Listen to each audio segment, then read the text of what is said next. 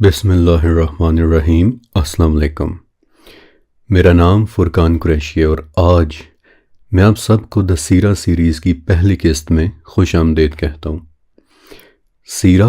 دراصل عربی زبان کا ایک لفظ ہے اور اس کا مطلب ہوتا ہے طریقہ کار، رویہ، چلنے کا انداز، راستہ لینے کا انداز، اور سیرت النبی حضرت محمد صلی اللہ علیہ وآلہ وسلم کا مطلب یہ ہوا کہ ہمارے پیارے نبی حضرت محمد صلی اللہ علیہ وآلہ وسلم نے اپنے زندگی کے 63 سال کو کس طریقے سے گزارا تھا اور آپ علیہ السلام کے ساتھ کیا کیا واقعات پیش آئے تھے۔ آپ علیہ السلام کی مکمل بائیوگرافی، آپ علیہ السلام کی تاریخ۔ اب سیرہ کو پڑھنا کیوں ضروری ہے؟ تو اس کا جواب دو طرح سے ہو سکتا ہے۔ پہلا جواب مسلمز کے لیے اور دوسرا جواب نان مسلمز کے لیے۔ ایک مسلمان کے لیے سیرہ کا پڑھنا اس لیے ضروری ہے کہ دیکھیے سورہ احزاب میں اللہ تعالیٰ نے فرمایا ہے کہ ہر وہ شخص کہ جو اللہ اور قیامت کے دن پر یقین رکھتا ہے اس کے لیے رسول اللہ کی زندگی میں ایک بہترین نمونہ ہے۔ لہٰذا سیرہ کو پڑھنا، اسے جاننا اللہ تعالیٰ نے زندگی گزارنے کے لیے ایک بہترین نمونہ قرار دیا ہے، ڈکلیئر کیا ہے، ایک ریفرنس پوائنٹ، ایک طرح کی رہنمائی، گائیڈنس، ایک بینچ مارک۔ لہٰذا اگر ہم اپنی زندگی اللہ تعالیٰ کے احکامات کے مطابق گزارنا چاہتے ہیں تو سیرہ کا جاننا ہمارے لیے بہت ضروری ہے۔ پھر قرآن پاک میں کم سے کم 7 جگہ اللہ تعالیٰ نے فرمایا کہ اللہ اور اس کے رسول کی اطاعت کرو۔ آل عمران میں، المائدہ میں، الانفال میں، النور میں، الاحزاب، سورہ محمد اور پھر سورہ تغابن میں کہ اللہ اور اس کے رسول کی اطاعت کرو، ان کی بات سنو۔ پھر ایک جگہ فرمایا ہے کہ جس نے رسول کی اطاعت کی اس نے اللہ کی اطاعت کی۔ تو یہ تمام آیات پڑھنے کے بعد ایک طرح سے یہ لازم ہو جاتا ہے کہ ہر وہ شخص کہ جو اللہ کو جاننا چاہتا ہے، دین اسلام کو سمجھنا اور اس پر عمل کرنا چاہتا ہے، ایک طرح سے اس پر لازم ہو جاتا ہے کہ ایٹ لیسٹ ایک مرتبہ وہ سیرہ کو ضرور پڑھے۔ پھر دوسرا جواب نان مسلمز کے لیے۔ دیکھیے، غور کریں کہ دنیا کے غریب ترین، پسماندہ، بیکورڈ اور قبیلوں میں بٹے اونٹ اور بکریاں چرانے والے 7ویں صدی کے عربز صرف اور صرف 25 سال میں دنیا کے بادشاہ بن گئے۔ ایسا کون آیا کہ جس نے انہیں صحراؤں سے اٹھا کر بادشاہوں کے برابر کھڑا کر دیا؟ You don't have to be a Muslim to wonder کہ ان 25 سالوں میں ایسا کیا ہوا ہوگا کہ عربز نے دنیا کو ہی بدل کر رکھ دیا، اور اس کا جواب ہے سیرہ۔ ان 25 سالوں کو جاننے کے لیے سیرہ کا مطالعہ بہت ضروری ہے، اور یہ وجہ تھی کہ میں نے ضرورت محسوس کی کہ نبی علیہ السلام کی سیرہ پر پوری ایک سیریز لانچ کی جائے، ایک ایسی سیریز کہ جو جتنی زبردست اور انٹرسٹنگ ایک مسلمان کے لیے ہو اتنی ہی زبردست اور انٹرسٹنگ ایک نان مسلم کے لیے بھی ہو، وہ بھی دلچسپی سے دیکھیں کہ آخر وہ کیسے نبی تھے کہ جنہوں نے تاریخ کی کایا ہی پلٹ دی۔ آپ کو ایک دلچسپ بات بتاؤں کہ آج اگر آپ کسی اچھی اور بڑی لائبریری میں جائیں تو سیرہ کی کتابیں آپ کو تاریخ یعنی ہسٹری کے سیکشن میں رکھی ملیں گی، لیکن سچ کہوں تو سیرہ ایک ایسی چیز ہے کہ جس نے ہسٹری لکھنے کے انداز کو جنم دیا تھا، کیونکہ سیرت النبی لکھنے کے لیے مسلمانوں نے نئے علوم انوینٹ کیے تھے، ایسے علوم کہ جو پہلے ایگزسٹ ہی نہیں کرتے تھے، مثلا اصول الحدیث اور اسماء الرجال۔ سیرت النبی سے پہلے کبھی کسی قوم نے اتنی محنت نہیں کی تھی کہ وہ اپنے بزرگوں کی صحیح تاریخ لکھتی، لیکن احادیث اور روایات کی تحقیق اور چھان بین کے لیے کہ آگے صرف سچی بات ہی پہنچے، مسلمانوں نے تاریخ لکھنے کے نئے اصول انوینٹ کر لیے۔ آپ کو پتہ ہے کہ مسلمانوں کا سیرہ یا تاریخ لکھنے کا انداز اتنا زبردست تھا کہ آج ماڈرن یورپ، نارتھ افریقہ کے ایک چھوٹے سے گاؤں میں رہنے والے ہسٹورین ابن خلدون کے متعلق کہتا ہے کہ انہوں نے تاریخ کو لکھنے کا طریقہ سکھایا تھا۔ لہٰذا سچ کہوں تو سیرہ کو پڑھنا تمام علوم کو پڑھنے کی ایک شروعات ہے۔ اگر علم ایک سمندر ہے تو سیرہ اس کا ساحل ہے۔ آج انشاءاللہ ایک مرتبہ ہم سیرہ شروع کر دیں تو دھیرے دھیرے ہر قسط کے ساتھ علم کا سمندر ٹھاٹھیں مارتا ہوا آپ کے سامنے آ جائے گا، اور آپ کو اسی خوبصورت سمندر تک لے جانے والی ہے فرقان قریشی بلاگز کی یہ خوبصورت پیشکش دا سیرہ سیریز۔ اب اگر آپ سیرت النبی کا باقاعدہ آغاز کرنا چاہتے ہیں تو اس کے لیے ضروری ہے کہ ہم نبی علیہ السلام کی پیدائش سے تقریباً 100 سال پہلے سے شروع کریں، تاکہ آپ کو اندازہ ہو سکے کہ سیرہ سے پہلے کی دنیا کیسی تھی اور پھر صرف 25 سال کے بعد وہ کیا سے کیا ہو گئی۔ آج جس زمانے میں ہم رہ رہے ہیں اس کا نام 21ویں صدی ہے، لیکن جس صدی میں سیرت النبی کے واقعات پیش آئے تھے وہ صدی 7ویں صدی تھی، اور سیرہ کے لیے ضروری ہے کہ ایک مرتبہ ہم 7ویں صدی میں موجود دنیا کے اس نقشے کو بھی دیکھ لیں۔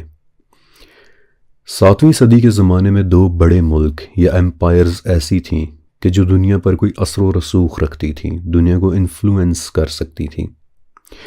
پہلی طاقت رومن ایمپائر اور دوسری طاقت پرشین ایمپائر۔ اس کے علاوہ انڈیا تھا کہ جو کوئی سپر پاور تو نہیں تھا لیکن پھر بھی ایک قدیم ایمپائر ضرور تھا۔ یہاں بھی رومن اور پرشین ایمپائر کی طرح کتابیں موجود تھیں، قدیم تاریخ موجود تھی، تہذیب موجود تھی۔ امریکہ اور کینیڈا تو خیر اس وقت آفیشلی دریافت ہی نہیں ہوئے تھے۔ قدیم ریڈ انڈین قبائل تو اس وقت بھی وہاں رہ رہے تھے، لیکن وہ جیسے ہم پڑھتے ہیں نا کہ 1492 میں کولمبس نے امریکہ دریافت کیا تھا، تو وہ ایونٹ ابھی نہیں ہوا تھا، اور جو ریڈ انڈین قبیلے وہاں رہ رہے تھے وہ کوئی اتنے طاقتور نہیں تھے کہ دنیا کو انفلوئنس کر سکتے، اور دنیا کو بھی ان کے متعلق اتنا علم نہیں تھا کہ وہ ایگزسٹ کرتے بھی ہیں یا نہیں۔ اور پیچھے بچا افریقہ۔ افریقہ تو تقریباً سارے کا سارا یا تو جنگل تھا یا پھر صحرا، بڑے بڑے ہاتھی، زہریلے سانپوں اور شیروں اور چیتوں کی دنیا، کہ جہاں ایسے ایسے گھنے جنگلات تھے کہ جہاں دن کو بھی سورج کی روشنی زمین تک نہیں پہنچ پاتی تھی، اور جن جگہوں پر افریقہ میں آبادی تھی وہ علاقے یا تو وار لارڈز کے سپرد ہوئے ہوئے تھے یا پھر پرانے زمانے کے آدم خور قبیلوں کی رہائش گاہیں تھیں۔ اس لیے افریقہ اور نارتھ ساؤتھ امریکہ دونوں کو میں اس نقشے میں گرے آؤٹ کر رہا ہوں۔ اوکے، اب آئیے سب سے پرانی اور سب سے بڑی پرشین ایمپائر کے متعلق دیکھتے ہیں کہ ان کے کیا حالات تھے۔ پرشین ایمپائر کا گڑھ اس وقت آج کا ایران تھا۔ انہیں اپنی تاریخ پر بڑا ناز تھا کہ ہمارے پاس صدیوں پرانی قدیم تاریخ ہے، تہذیب ہے۔ آپ کو ایک چھوٹا سا واقعہ سناتا ہوں تاکہ آپ کو اندازہ ہو کہ پرشین ایمپائر کو خود پر کتنا غرور تھا۔ نبی علیہ السلام سے تقریباً 1000 سال پہلے جب یونان کے الیگزینڈر دی گریٹ نے پرشین ایمپائر کو فتح کرنے کا ارادہ کیا تو پرشین بادشاہ ڈائریس نے الیگزینڈر کو 3 چیزیں تحفے میں بھیجی تھیں۔ پہلی چیز ایک بال یعنی گیند، دوسری چیز ایک صندوق کہ جس میں سونا بھرا ہوا تھا، اور تیسری چیز ایک ہنٹر یعنی کوڑا۔ بال میں الیگزینڈر کے لیے یہ میسج تھا کہ ابھی تمہاری کھیلنے کودنے کی عمر ہے۔ گولڈ میں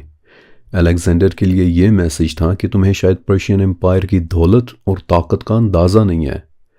اور ہنٹر اس لیے کہ جو گستاخی تم نے کی ہے اس پر تمہیں اس ہنٹر سے سزا ملنی چاہیے۔ تو پرشین ایمپائر کو اپنی تاریخ کے اوپر بڑا ناز تھا، لیکن وہ ایمپائر کہ جو کسی زمانے میں واقعی تہذیب اور سویلائزیشن کا گہوارہ ہوا کرتی تھی، 7ویں صدی تک اس کی تمام خوبیاں ختم ہو چکی تھیں۔ کسی زمانے میں آئے زرتشت مذہب یعنی زورواسٹرینزم اور آئین مانی کہ جن کی کتابیں پڑھنے پر لگتا ہے کہ جیسے کسی زمانے میں یہ بھی الہامی یعنی ڈیوائن مذاہب ہوا کرتے تھے۔ انہوں نے پرشین ایمپائر کو جو اخلاق کی باتیں سکھائی تھیں وہ کب کی ان میں سے ختم ہو چکی تھیں۔ ایمپائر کے لوگوں میں سے باپ، بیٹی، بہن اور بھائی کی تمیز نکل چکی تھی۔ آپ یہاں سے اندازہ کریں کہ پرشین ایمپائر کا ایک فلاسفر تھا مزدک، یہ بڑا مشہور فلاسفر تھا، اور جو ویلیو گریس میں ایرسٹوٹل اور سوکریٹس یا پلیٹو کی تھی وہی ویلیو پرشین ایمپائر میں مزدک کی تھی۔ اور مزدک کی فلسفی یہ تھی کہ عورت صرف ایک کامن کموڈٹی ہے، اسے کوئی بھی استعمال کر سکتا ہے۔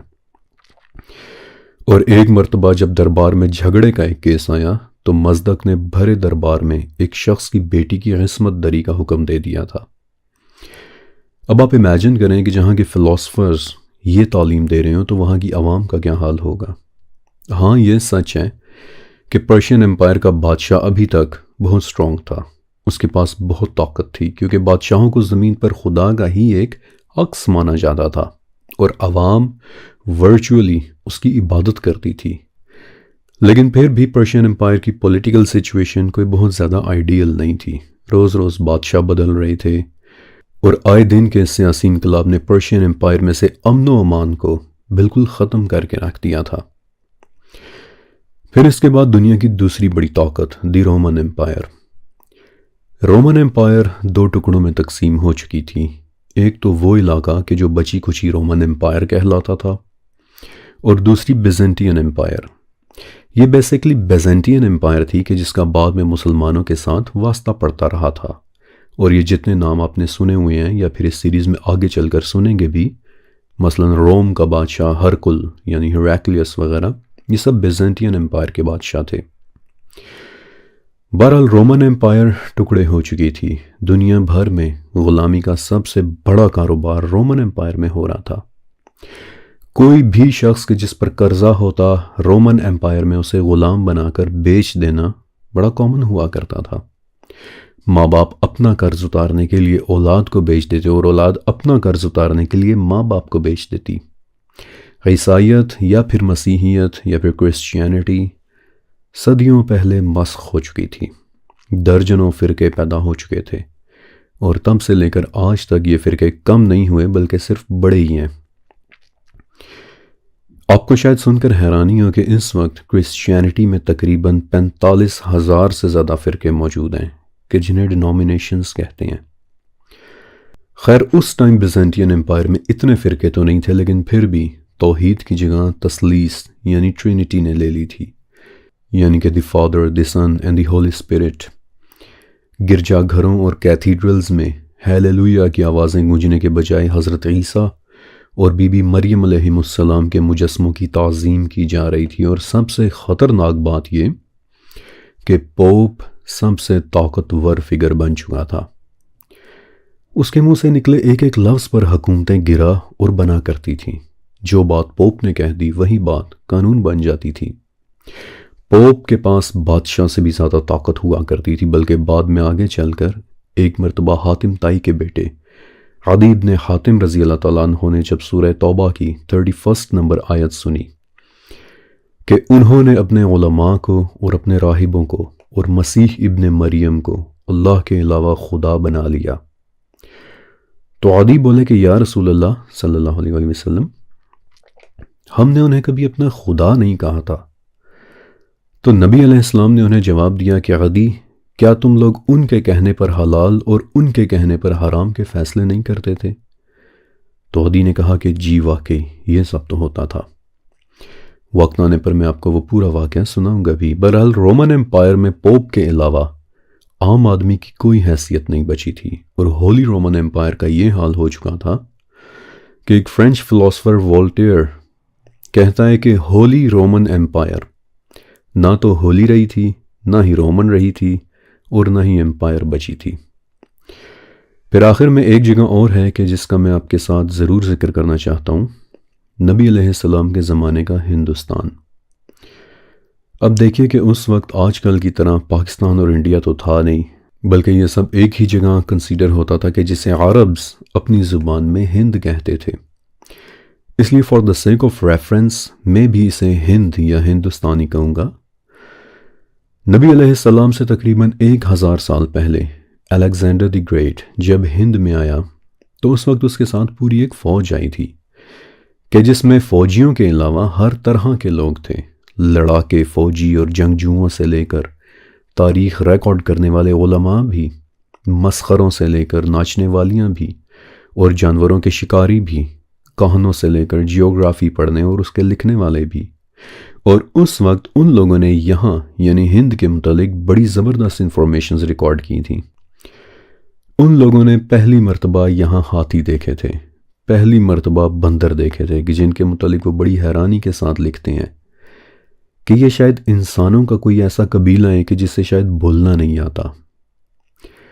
اب الیگزینڈر تو جہلم میں یہاں کے راجہ پورس کے ساتھ لڑائی کے بعد شدید زخمی ہو گیا تھا، اور بعد میں پھر اپنی فوج کے بہت زیادہ کہنے پر وہ پوری دنیا کو فتح کرنے کا خواب اپنی آنکھوں میں لیے واپس چلا گیا تھا، لیکن اس کی فوج میں سے کچھ لوگ پھر یہیں ہند میں ہی آباد ہو گئے تھے، اور بعد میں پھر انہوں نے بڑی زبردست کتابیں لکھیں اور بتایا کہ کیسے الیگزینڈر کے بعد یہاں چندر گپت موریہ اور اشوک جیسے بادشاہوں نے بڑی بڑی عظیم الشان امپائرز قائم کی تھیں۔ آئی نو کہ یہ بات ہمارے ٹاپک کے ساتھ کوئی اتنی زیادہ ریلیونٹ نہیں ہے، لیکن چونکہ میں اور آپ ہم برِ صغیر سے ہیں، پاکستان اور انڈیا سے ہیں، اس لیے اچھا لگتا ہے یہ جان کر کہ نبی علیہ السلام کے دور میں ہمارا یہ علاقہ کیسا ہوا کرتا تھا۔ دیکھیے، نبی علیہ السلام سے کچھ صدیوں پہلے تک ہند ایک بہت بڑی طاقت تھا، آپ اسے ایک چھوٹی سی امپائر بھی کہہ سکتے ہیں، اور اس وقت یہاں کی بادشاہت بہت طاقتور تھی۔ میں آپ کو ایک چھوٹا سا واقعہ سنانا چاہتا ہوں کہ جب مہاراجہ اشوک نے وہ تاج پہنا کہ جو صرف پورے برِ صغیر کا بادشاہ پہن سکتا تھا، تو تمام چھوٹے موٹے راجہ مہاراجہ اس کے سامنے جھک گئے۔ مائنڈ یو کہ یہ تاج آج تک صرف 2 لوگوں نے پہنا ہے، آج تک صرف 2 لوگوں کی پورے انڈین سب کانٹیننٹ کے اوپر حکومت ہوئی ہے، ایک تو سمراٹ اشوک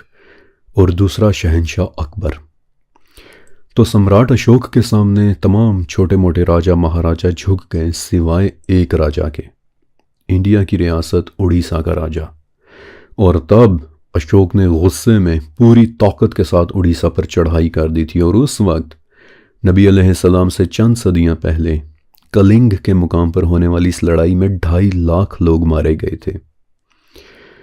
آج بھی یہ تعداد بہت بڑی ہے، لیکن اس وقت تو یہ تعداد شاید آدھی دنیا کی آبادی کے برابر ہوا کرتی ہوگی۔ بہرحال اس لڑائی اور اتنے سارے لوگوں کی موت دیکھنے کے بعد اشوک صدمے میں چلا گیا تھا کہ یہ میں نے کیا کیا، اور پھر اس نے پورے ہند میں طاقت کے بجائے فلاحی کام کرنے شروع کر دیے، مسافروں کے لیے سرائے بنوائے، ہسپتال بنوائے، سکولز بنوائے، اور چونکہ اشوک کا نشان پتھر کا شیر تھا، اس لیے آج بھی انڈین آرکیالوجی میں جو چیز سب سے زیادہ ملتی ہے وہ پتھر کا بنا ہوا یہ شیر ہی ہے، کیونکہ نبی علیہ السلام کے زمانے سے پہلے ہند کو ڈیولپ کرنے والا سب سے پہلا بڑا مہاراجہ پتھر کے شیر والا اشوک ہی تھا۔ اور اس پوری تاریخ کو پڑھنے کے بعد پتہ چلتا ہے کہ نبی علیہ السلام سے کچھ صدیوں پہلے تک ہمارا یہ ایریا بھی بہت زیادہ طاقتور اور بہت زیادہ ڈیولپڈ تھا، لیکن 7ویں صدی کے آنے تک یہ تمام خوبصورتی اور طاقت ختم ہو چکی تھی۔ سمراٹ اشوک اور چندر گپت موریہ جیسی امپائرز کا تصور بھی کسی کے ذہن میں نہیں تھا، وکرم جیت جیسی حکومت کا کوئی سوچ بھی نہیں سکتا تھا۔ شری کرشن کا نام لینے والے لوگ درختوں، جھاڑیوں اور جانوروں کے سامنے سجدے کر رہے تھے، بلکہ نبی علیہ السلام کے دور میں جو چائنیز مسافر اور تاجر ہندوستان آیا کرتے تھے، وہ اپنے ٹریول لاگز میں لکھتے ہیں کہ ہندوستان کا ایک بھی گھر ایسا نہیں ہے کہ جہاں ہمیں کوئی بت نہ ملا ہو۔ سندھ کے علاقے میں ایسے ایسے راجاؤں کی رپورٹس ملتی ہیں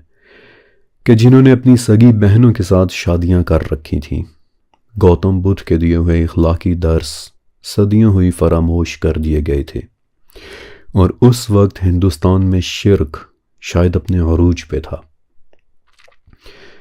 کبھی کبھی یوں لگتا ہے کہ جیسے شرک یہاں کے خمیر میں ہے،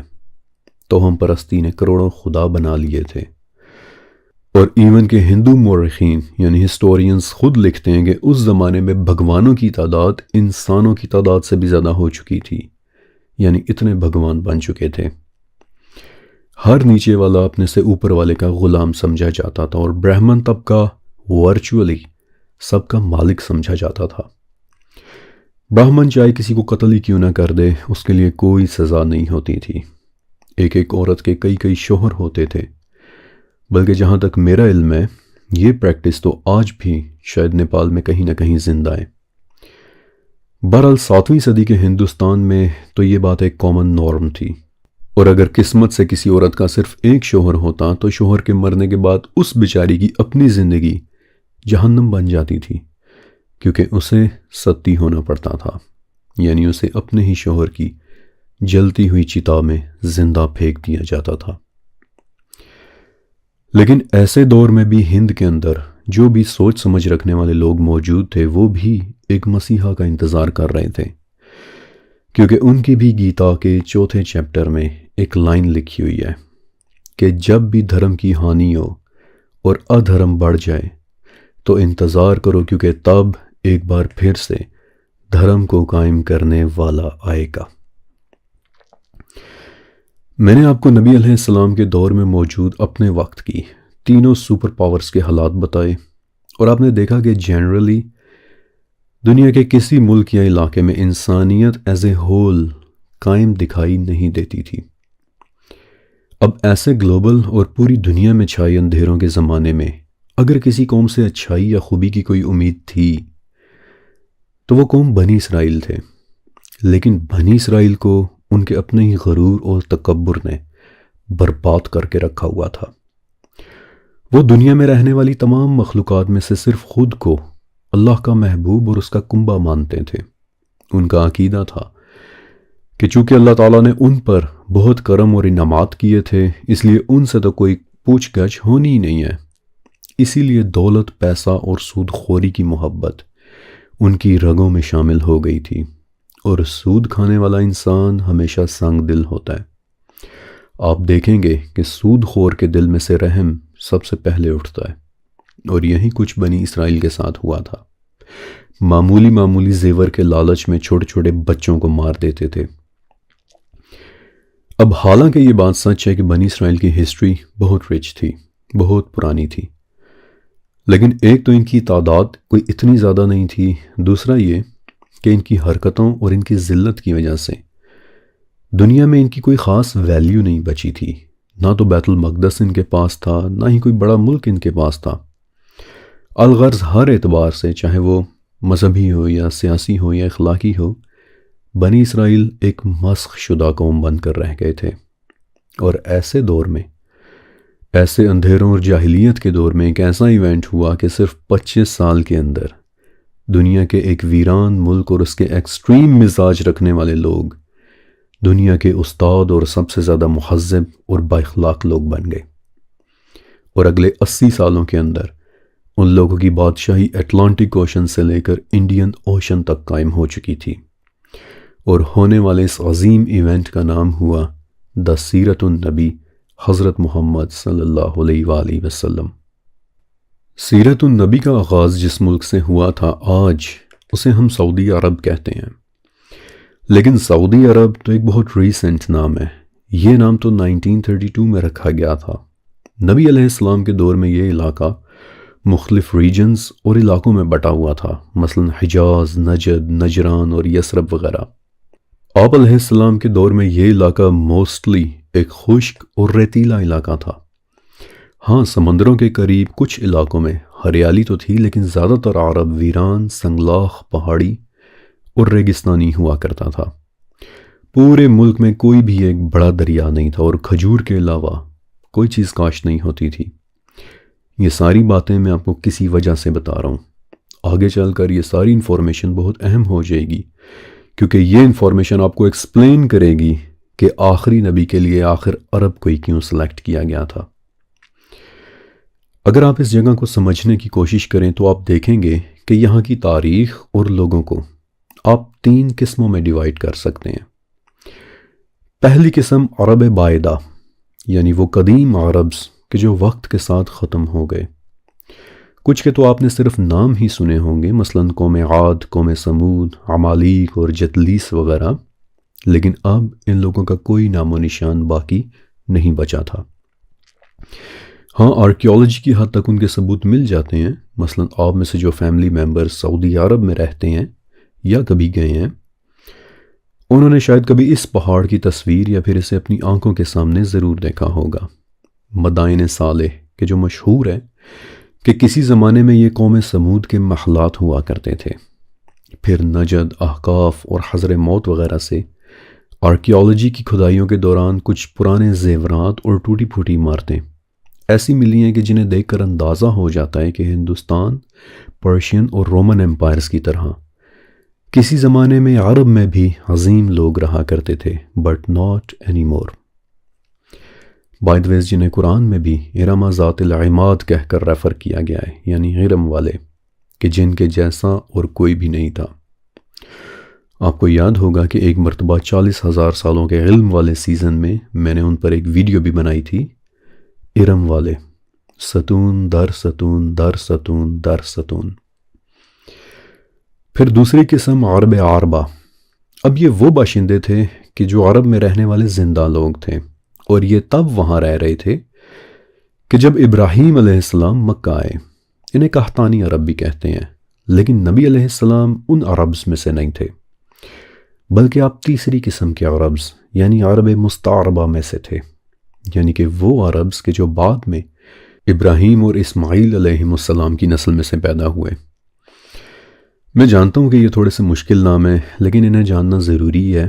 کیونکہ اس طرح آپ کو نبی علیہ السلام کی لائنیج کا پتہ چل جائے گا۔ اور ویسے بھی اب ہم سیرت النبی اٹسیلف شروع ہونے کے قریب پہنچ چکے ہیں۔ جب حضرت نوح علیہ السلام کا سیلاب آیا تھا اور تمام دنیا اس میں غرق ہو گئی تھی، اور دلچسپ بات یہ کہ اس سیریز سے پہلے ابھی میں نے طوفان نوح والے ٹاپک کو ہی کور کیا تھا، تو سیلاب ختم ہونے کے بعد نوح علیہ السلام کے بیٹے دنیا کی مختلف ڈائریکشنز میں چلے گئے تاکہ ایک بار پھر سے اس دنیا کی آبادی بڑھ سکے۔ اور اس وقت اس ویڈیو کے آخر میں آپ نے کمنٹس میں ایک سوال بہت زیادہ پوچھا تھا کہ بیٹوں نے آبادی کیسے بڑھائی تھی؟ صرف بیٹے نہیں تھے، ان کی بیویاں بھی ان کے ساتھ تھیں۔ بک آف جوبلیز کے جو بک آف اینوخ کے ساتھ غار میں دفن ہوئی ملی تھی، اس میں تینوں بیٹوں کی تینوں بیویوں کے نام مل جاتے ہیں۔ تھوڑے سے مشکل نام ہیں، but if you want to know, Sam کی بیوی کا نام تھا صدقت علی باب، حام کی بیوی کا نام تھا نعلتمعوک، اور یافس کی بیوی کا نام تھا اداتاناسیس۔ تو سیلاب کے بعد نوح علیہ السلام کے تینوں بیٹے اپنی اپنی بیویوں اور فیملیز کے ساتھ دنیا کی مختلف ڈائریکشنز میں جا کر آباد ہو گئے، اور عرب کی طرف آنے والے بیٹے کا نام تھا سام، اور سام کی نسل میں سے پھر عربز پیدا ہوئے۔ اب ظاہر ہے کہ اس دوران کئی صدیاں بیت گئیں، یہ واقعات میں بھی 2-3 ہزار سال کے اوپر محیط ہیں۔ مختلف قبیلے وجود میں آ گئے کہ جن میں سے ایک قبیلے کا نام تھا بنو جرہم۔ اس کا نام آپ نے اپنے ذہن میں رکھنا ہے۔ اب یہ وہ وقت تھا کہ جب حضرت ابراہیم علیہ السلام پہلی مرتبہ مکہ آئے۔ وہ بہت مشہور ڈیٹیلز ہیں، لیکن میں ان ڈیٹیلز میں نہیں جا رہا، ورنہ یہ ویڈیو بہت لمبی ہو جائے گی۔ اس لیے میں ایزیوم کر رہا ہوں کہ آپ نے میری 40,000 سالوں کے علم سیریز کا 9th اور 10th چیپٹر دیکھا ہوگا کہ جو حضرت ابراہیم علیہ السلام کے متعلق ہے کہ وہ عرب کیسے آئے تھے، اور ان کے ساتھ بی بی ہاجرہ علیہ السلام اور چھوٹے سے بچے حضرت اسماعیل علیہ السلام تھے۔ ابراہیم علیہ السلام اپنی اس چھوٹی سی فیملی کے ساتھ مکہ پہنچے، اور اس وقت کعبہ تو وہاں تھا نہیں، بس ٹیلے کی طرح ابھری ہوئی ایک زمین ہی تھی۔ یہ تو آپ کو پتہ ہی ہے کہ کعبہ تو پھر بعد میں سورہ بقرہ کے مطابق ابراہیم اور اسماعیل علیہ السلام دونوں نے مل کر بنایا تھا۔ بہرحال ابراہیم علیہ السلام نے بی بی ہاجرہ اور اسماعیل علیہ السلام کو یہی مکہ کے بیابان میں چھوڑا۔ کیوں چھوڑا؟ وہ ڈیٹیلز آپ کو کسی بھی کتاب الانبیاء کے اندر مل جائیں گی۔ تھوڑی سی کھجوریں اور پانی ساتھ دے دیے، کیونکہ دینے کے لیے تو اور کچھ تھا بھی نہیں، اور یہ سامان بھی کچھ ہی دن کے بعد ختم ہو گیا۔ تو پھر جبرائیل علیہ السلام آئے اور انہوں نے زمین پر اپنا پاؤں مارا، تو زمین سے پانی پھوٹ پڑا کہ جو آج تک نکل رہا ہے، اور اس پانی کا نام ہے آب زمزم۔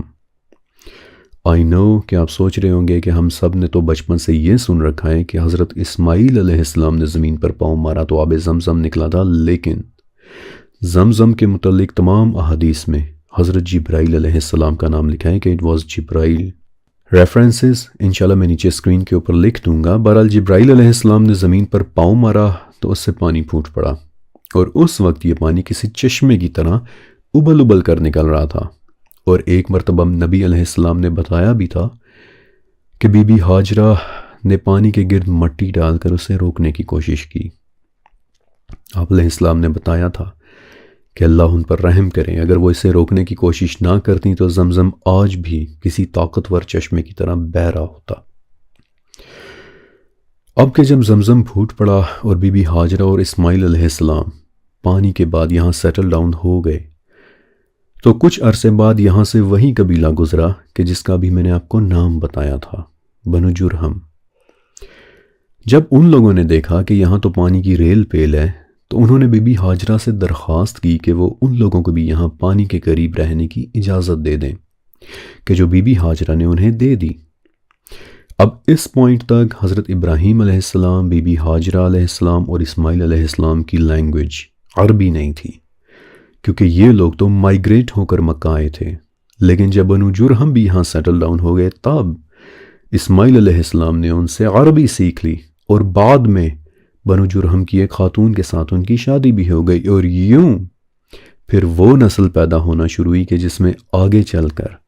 پھر نبی علیہ السلام تشریف لائے۔ حضرت اسماعیل علیہ السلام کی اولاد میں سے پھر 12 بیٹے پیدا ہوئے، اور آبویسلی اب ان کی فیملی میں پھر عربی زبانی بولی جانے لگی تھی، اور ماشاءاللہ یہ ایک اتنی بڑی فیملی ہو گئی تھی کہ اب یہ لوگ صرف مکہ میں پورے نہیں آ سکتے تھے، لہٰذا کوئی فیملی ادھر کو نکل گئی اور کوئی فیملی ادھر کو نکل گئی۔ لیکن ان کا ایک بیٹا عدنان اپنی فیملی کے ساتھ ہمیشہ مکہ کے قریب رہا، اور یہ وہ عدنان تھے کہ جن کے متعلق ایک مرتبہ حضرت عائشہ رضی اللہ تعالیٰ عنہ نے بتایا تھا کہ عدنان تک کا نسب ٹھیک ٹھیک پتہ چل جاتا ہے۔ بلکہ تاریخ الامم والملوک میں ایک روایت ہے کہ نبی علیہ السلام جب بھی اپنا سلسلہ نسب بتایا کرتے تھے تو ہمیشہ عدنان تک بتاتے تھے، اور پھر ان کے نام تک پہنچ کر رک جاتے تھے۔ پھر عدنان کی فیملی میں مزید بہت سارے قبیلے بنے کہ جن میں سے ایک شخص گزرا نضر، کہ جن کا لقب تھا قریش، اور قریش کا لقب انہیں اس لیے ملا کیونکہ قریش کا مطلب ہوتا ہے ایک جگہ اکٹھا ہونا، اور نضر نے اپنے تمام بھائیوں کو ایک جگہ یعنی مکہ میں اکٹھا کیا تھا۔ پھر قریش میں سے بھی آگے بہت سارے قبیلے ہوئے کہ جن میں سے ایک آدمی کا نام تھا عبد مناف، اور عبد مناف کے پھر 4 بیٹے تھے کہ جن میں سے 2 کے نام میں چاہتا ہوں کہ آپ یاد کر لیں۔ ایک بیٹے کا نام مطلب اور دوسرے بیٹے کا نام ہاشم، کیونکہ انہی 2 ناموں سے پھر سیرت النبی کا باقاعدہ آغاز ہوتا ہے۔ اس لائنیج کے علاوہ عدنان کی تمام اولاد مکہ سے نکل کر ادھر ادھر چلی گئی، اور مکہ کے قریب میں صرف قریش کے ہی قبیلے آباد رہ گئے۔ اب حالانکہ قریش کے یہ قبیلے سب آپس میں کزنز ہی تھے، لیکن پھر بھی ان میں ہر وقت آپس کی شدید لڑائیاں چلتی رہتی تھیں۔ لیکن پھر ایک پوائنٹ ایسا آیا کہ ان میں قصی ابن کلاب نام کا ایک شخص آیا کہ جس نے تمام قبائل کو ایک جگہ جوڑ کر رکھ دیا۔ قصی ابن کلاب کے بارے میں آپ کو اس لیے بتا رہا ہوں کیونکہ بعد میں اس کا نام آپ اکثر سنیں گے، کیونکہ قصی قریش میں ایک بہت بڑی اتھارٹی سمجھا جاتا تھا، اور کفار مکہ نبی علیہ السلام کو قصی کا نام لے کر چیلنج کیا کرتے تھے کہ محمد اگر آپ نبی ہیں تو قصی کو زندہ کر دیں، کیونکہ اگر وہ کہے گا کہ آپ ایک نبی ہیں تو پھر ہم آپ کی بات مانیں گے۔ بہرحال وہ ڈیٹیلز انشاءاللہ آگے آئیں گی، لیکن قصی نے تمام قبائل اور ان کزنز کو آپس میں یونائٹڈ کر دیا، اور اس عظیم یونٹی سے فائدہ یہ ہوا کہ مکہ اور کعبہ کی کسٹڈی ایک بار پھر سے قریش کے پاس آ گئی۔ یہ لوگ کعبہ کے کیئر ٹیکرز بن گئے۔ قصی نے کعبہ کی مرمت کروائی، اپنے لیے ایک بہت بڑا محل بنوایا کہ جس کے ایک کمرے میں قریش کے تمام بڑے بڑے سردار جمع ہوا کرتے تھے، تمام بڑے بڑے فیصلے کیا کرتے تھے، اور اس کمرے کا نام دار الندوہ ہوتا تھا۔ وہیں پر یہ فیصلہ ہوا کہ حاجیوں کو 3 دن تک کھانا کھلانا قریش کی ذمہ داری ہوگی۔ جنگ پر جانے والی پارٹیز کا جھنڈا یعنی لیوا قصی ہی باندھا کرتا تھا۔ حجابت یعنی خانہ کعبہ کی چابیوں کی کسٹڈی قصی ہی کے پاس تھی، وہی کعبہ کا دروازہ کھولتا اور پھر بند کیا کرتا تھا۔ قصی قریش کا بہت بڑا سردار تھا، اور اس کے پاس 5 ایسے عہدے تھے کہ جو کسی اور کے پاس نہیں تھے: دار الندوہ کی صدارت، خانہ کعبہ کی حجابت یعنی کسٹڈی، رفادہ اور سقایت یعنی حاجیوں کو کھانا اور پانی دینے کی مینجمنٹ، اور لیوا یعنی جھنڈا بلند کرنے کا عہدہ۔ یہ صرف قصی کے پاس ہوتا تھا، اور بعد میں پھر یہ تمام عہدے عبد المطلب کے پاس آ گئے کہ جو پھر نبی علیہ السلام کے دادا بنے تھے۔ ابھی تھوڑی دیر پہلے میں نے آپ کو کہا تھا کہ 2 نام اپنے اپنے ذہن میں رکھنے ہیں، ایک تو ہاشم اور دوسرا مطلب۔ نبی علیہ السلام کا خانوادہ یعنی آپ علیہ السلام کے بزرگوں کا سلسلہ مشہور ہوتا ہے ہاشم سے۔ وہ آپ نے کلام سنا بھی ہوگا کہ ہاشمی و مطلبی ہے، فخر امی و ابی ہے۔ ہاشم اور مطلب یہ دونوں آپس میں بھائی تھے۔ ہاشم ایک امیر آدمی تھے، ان کے پاس حاجیوں کو پانی پلانے اور کھانا کھلانے کی ذمہ داری تھی، اور وہ کھل کر لوگوں کو کھانا کھلایا کرتے تھے۔ انفیکٹ ہاشم کا مطلب ہی ہوتا ہے توڑنے والا، چورا کرنے والا، بالخصوص روٹی کو۔ اور تاریخ کی کتابوں میں لکھا ہے کہ ہاشم کی یہ ایک خصوصیت تھی کہ جب وہ حاجیوں کے لیے کھانے کا بندوبست کرتے تو گوشت والے سالن میں روٹیاں بھگو کر اور توڑ کر ان میں بانٹا کرتے تھے، لہٰذا وہ اپنے نام کے مستاق ہو گئے۔ بہرحال ایک مرتبہ تجارت کے سلسلے میں ہاشم شام کی طرف گئے تو راستے میں مدینہ بھی پڑتا تھا۔ اب وہاں کچھ دن رکے اور اس دوران وہاں موجود ایک خاتون سلمہ بنت عمرو کے ساتھ شادی کر لی، اور سوچا کہ واپسی پر سلمہ کو اپنے ساتھ مکہ لے جاؤں گا، لیکن جب شام پہنچے تو وہاں پہنچ کر ہاشم کی وفات ہو گئی۔ اس بات کو کئی مہینے گزر گئے اور پیچھے سے مدینہ میں سلمہ کے ہاں ایک پیارا سا بیٹا پیدا ہوا کہ جس کے ساتھ ایک عجیب معاملہ تھا، اور وہ یہ کہ اس بچے کے سر پر تھوڑے تھوڑے سفید بال تھے، لہٰذا گھر والوں نے پیار سے اس بچے کو شیبہ شیبہ کہنا شروع کر دیا، کہ جو بیسیکلی ایک پودے کا نام ہے کہ جس کی شاخیں سفید ہوتی ہیں۔ یہ بچہ کئی سال تک اپنی والدہ کے ساتھ مدینہ میں رہا، جبکہ پیچھے مکہ میں اس بچے کے والد یعنی ہاشم کی فیملی کو اس بچے کی موجودگی کا کچھ علم نہیں تھا۔ لیکن پھر کسی طرح سے ہاشم کے بھائی مطلب کو اس بچے کی موجودگی کا پتہ چل گیا، اور وہ اس بچے کو لینے کے لیے مدینہ آ گئے۔ لیکن جب اسے دیکھا تو پھوٹ پھوٹ کر رونے لگے کہ یہ میرے مرحوم بھائی کی نشانی ہے، اور سلمہ سے اجازت مانگی کہ کیا میں اسے اپنے ساتھ مکہ لے کر چلا جاؤں۔ لیکن سلمہ ماں تھیں، ایسے کیسے آسانی کے ساتھ اجازت دے دیتی، لیکن مطلب نے انہیں یقین دلایا کہ مکہ میں بہت ناز کے ساتھ اس بچے کی پرورش ہوگی، یہ سرداروں کے ساتھ پلے گا۔ اور یوں اللہ کے حرم اور ایک روشن مستقبل کا سوچ کر سلمہ نے مطلب کو وہ بچہ لے جانے کی اجازت دے دی۔ اور جب یہ لوگ مکہ پہنچے تو لوگوں نے سمجھا کہ یہ بچہ شاید مطلب کا نیا غلام ہے، لہٰذا انہوں نے شیبہ کو عبد المطلب کہنا شروع کر دیا، یعنی مطلب کا غلام یا مطلب کا بندہ۔ حالانکہ مطلب نے انہیں بہت سمجھایا کہ یہ میرا غلام نہیں بلکہ میرے بھائی کا بیٹا ہے، لیکن پھر ساری عمر کے لیے شیبہ کا نام عبد المطلب ہو گیا، اور پھر یہ وہ عبد المطلب تھے کہ جو آگے چل کر نبی علیہ السلام کے دادا بنے۔ یہاں تک میں نے آپ کو جو بھی انفارمیشن دی، اس سب کا ایک ریزن تھا۔ آپ غور کریں کہ میں نے آپ کو پرشین، رومن اور انڈین امپائرز کے متعلق بتایا تاکہ آپ کو اندازہ ہو جائے کہ نبی علیہ السلام کی پیدائش تک دوسرے تمام بڑے ملک کسی نہ کسی زمانے میں ایٹ لیسٹ ایک مرتبہ ترقی اور عروج کی حالت میں رہ چکے تھے، جبکہ Arabs they never had a chance۔ پھر اس کے بعد دنیا کے تمام ملک کسی نہ کسی کے انڈر کنٹرول ضرور رہے ہیں، مثلا الیگزینڈر دی گریٹ، دیکھیں کہ اس نے کہاں کہاں تک کے علاقوں کو فتح کیا تھا، یہاں جہلم تک آیا تھا، اور پھر بعد میں وہ لوگ خود بھی کسی اور کے ہاتھوں مفتوح ہوئے۔ جبکہ عربز کے ساتھ ایسا نہیں تھا، یہاں پر کبھی کوئی قابض نہیں ہوا، اور اس کی ایک وجہ تھی بھی۔ میں نے آپ کو بتایا تھا نا کہ عرب میں کھجوروں کے علاوہ کھانے کے لیے کچھ خاص پیدا نہیں ہوتا تھا، نہ یہاں کوئی بڑا دریا تھا، تو ان عظیم ریگستانوں اور کھانے پینے کی چیزوں کی قلت، فوڈ کی اسکیرسٹی اور کسی بھی انٹرسٹنگ چیز کے نہ ہونے کی وجہ سے کبھی بھی کسی بڑے بادشاہ نے عرب کو فتح کرنے کی خواہش بھی نہیں کی، نہ ہی یہاں کوئی اتنے خاص ٹورسٹس یا پھر تاجر آیا کرتے تھے۔ اس لیے as a whole Arab society باقی دنیا سے اور باقی دنیا عرب سوسائٹی سے بے خبر ہی رہی تھی، اور اس لیے یہاں کی زبان کبھی کسی کے ساتھ مکس نہیں ہوئی، نہ کبھی کسی نے یہاں آ کر اپنی زبان کو فورس کیا، اور نہ ہی عربز نے کبھی دوسری زبانوں کو اپنے اندر مکس کیا۔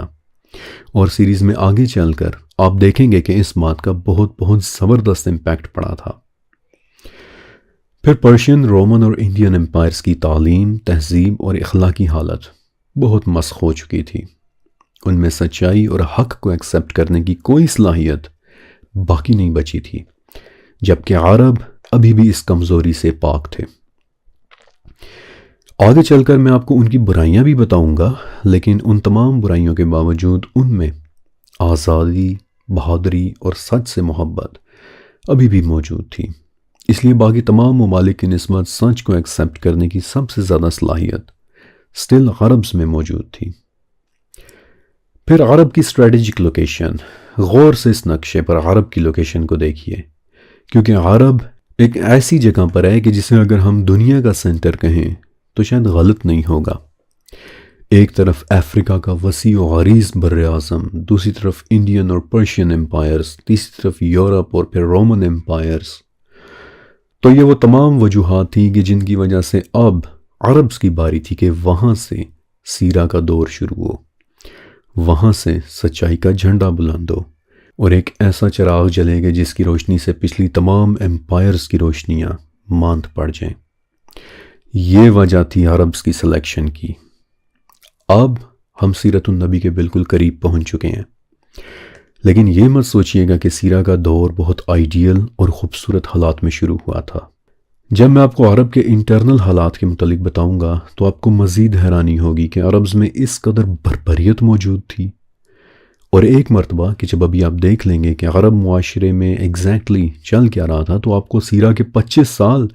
کسی صورت معجزے سے کم نہیں لگیں گے کہ کیا واقعی صرف 25 سالوں کے اندر اتنے برے حالات 180 ڈگری تک بدل گئے۔ سیرت النبی کی داستان تو میں آپ کو انشاءاللہ پورے 63 سالوں کی سناؤں گا، لیکن وہ جو دنیا بدلنے کا پیریڈ ہے، وہ چھوٹی سی ونڈو، یعنی نبوت کے اعلان سے لے کر نبی علیہ السلام کے وصال تک، وہ صرف 25 سال کی ہے۔ اور جب آپ ان 25 سالوں کے متعلق سنیں گے تو آپ کہہ اٹھیں گے کہ ہاشا اللہ، یہ معجزات واقعی صرف وہی کر سکتا ہے کہ جسے اللہ نے بھیجا ہو۔ آج کے سیشن میں نے آپ کو سیرت النبی صلی اللہ علیہ وسلم سے کچھ صدیوں پہلے کی دنیا کے متعلق بتایا، لیکن اب یہاں سے آگے سیرہ کا وہ حصہ شروع ہونے والا ہے کہ جو نبی علیہ السلام کی پیدائش سے صرف کچھ وقت پہلے کا ہے، ان حالات کے متعلق کہ جن میں نبی علیہ السلام کی پیدائش کا وقت بہت قریب آ چکا تھا۔ لیکن اب آپ نے دو کام کرنے ہیں کہ ایک تو اس ویڈیو کو پلیز لائک کر دیں، کیونکہ جب آپ لائک کرتے ہیں تو یہ ویڈیو ہماری یوٹیوب فیملی کے باقی ممبرز تک بھی پہنچ جاتی ہے انشاءاللہ۔ اور دوسرا یہ کہ نیچے کمنٹ سیکشن میں لکھے میرے پنڈ کمنٹ، ٹاپ کمنٹ کو ایک مرتبہ ضرور پڑھیے گا، کیونکہ اس سیریز کو بغیر کسی دقت جاری رکھنے کے لیے اس کمنٹ میں آپ سب کے لیے میری طرف سے ایک بہت ضروری پیغام ہے۔ شکریہ اور اللہ حافظ۔